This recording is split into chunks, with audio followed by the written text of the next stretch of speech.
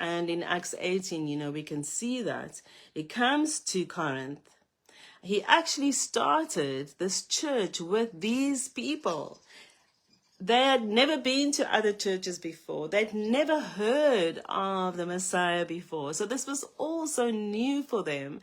And it must have been such a interesting group of people. And Paul was the right person to speak to them, and he says to them that you were once these people. These were the people that you were before, and pagan.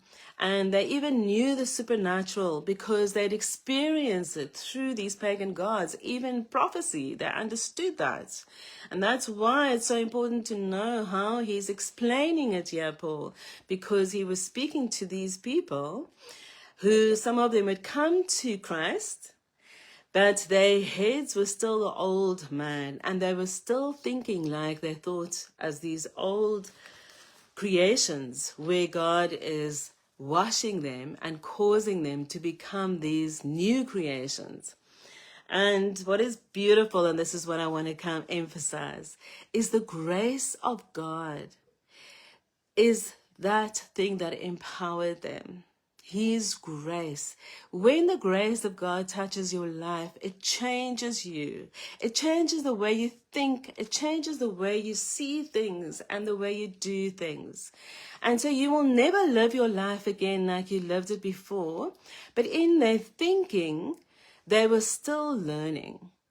And that is why, for me, I love Paul's letters because there's so much in it.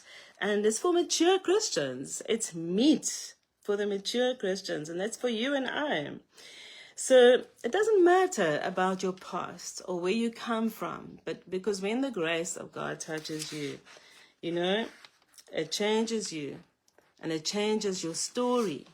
And that is what I want to say to you, woman. And this word grace, the original word for this word is a pagan word for grace. It's katis, the Greek word katis, and it's C-A-T-I-C-E.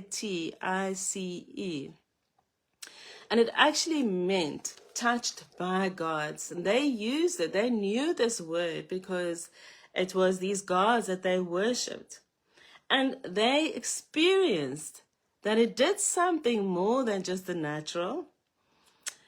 There was an empowering presence that even for them, it changed them and transformed them and gave them abilities beyond the natural.